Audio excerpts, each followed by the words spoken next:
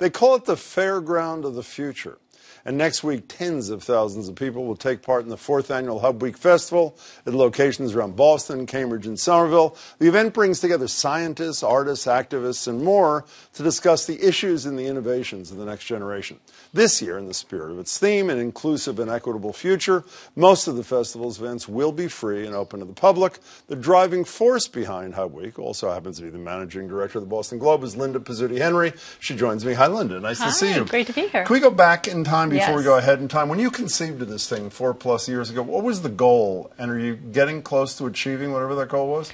So there were a bunch of people. This success has many fathers, right? There were a lot of people who had this idea that we as a region had a great story to tell about what was happening here. And the idea was that you had to tell it. It had to be a chorus of institutions and organizations and companies that said what was happening here instead of just one institution or one individual. And so HUBweek is a collaboration. It's an idea.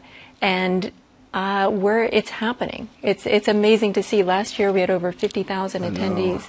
And this year we have over 200 companies and institutions collaborating to tell the story. But is the goal intellectual? I've been to a number of events, as you know, and they're fun in addition to everything else, by the way. Is intellectual stimulation, which I love, the goal, or is it problem solving, or is it both? It's a little bit of showing and welcoming people in, showing that you are part of building this future and that the future is being built here at the intersection of art, science, and technology. And so if you want to go do a deep dive on robotics, we have incredible robotics programming, we have life sciences, we have business, we have tech, we have all of that going on and incredible art going on at the same time. What's the demo? Who goes to this thing? And how? You said 50,000 plus last year. Who are these people? So we had 56 different countries last year. I don't know our numbers yet from this year. We had 46 states and a wide variety. The majority of people here yes. who are not from Boston just to go to this thing? This is a hell of a show here that we're putting on. Excuse me. Oh, that's great. Okay. And who are they? I mean, what's the demographic? So we have a really great, we're almost equally male, female, actually slightly more women than men, 51%. And we have a great age range. I mean, we do programming specifically for students. Yeah. On Sunday, there's a robot block party and it's for kids, but we also have programming for adults and professionals and curious. So, I always, on our radio show, I can tell how the audience is different when the world is a mess. And I think at the Globe, you guys probably document who is reading and what. Yeah. Is it different, do you think? Will this year be different because there is so much turbulence? Will people be looking for an escape or to meet other people? Do you know what I'm trying to say? I think that's a really good question, and that's one of the reasons why we chose the theme "We the Future," that this sort of inclusive, that we all have a voice in building this future that we're going to share. So what are people going to be looking for? Well, thankfully we're so big and comprehensive and such a large collaboration that we have something for everyone. So what these HUBweek forums, these are the future-looking things, right? The health, work, cities, all that sort of stuff. That's what the goal of these kinds of things are, right? And what's the documentary thing, which I actually love?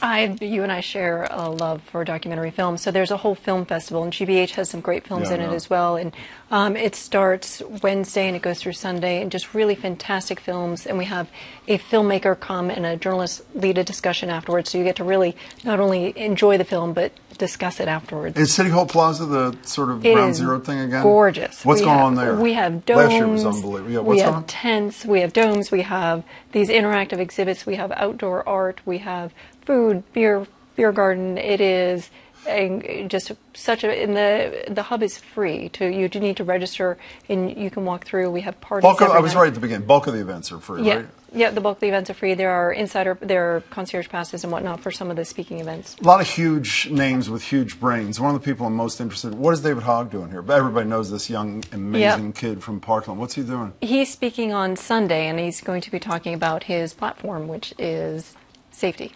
So this is the 4th anniversary. You're back on the 10th anniversary. Let's hope I'm here. I know you'll be here. I think you'll be here. Well, we don't know. But in any case, let's assume we do. What will you be able to tell me you've accomplished in the first decade of HUBweek? In the first decade? Well, the success is if HUBweek is this idea that we all feel part of, that everybody feels ownership. We give the example of the Boston Marathon, that it's something that we as a city do, and HUBweek a week where all these institutions come together to celebrate and to show what the future looks like in a way that's really inclusive is just something that we as a region do. That, to me, would be success. Great. I hope we're both here then. Good Me luck too. next week. Can't wait. Thank you so Linda much. Pizzuti, Henry. And once again, Hub Week begins Monday and runs through the following weekend. You can find much more information about it online at hubweek.org.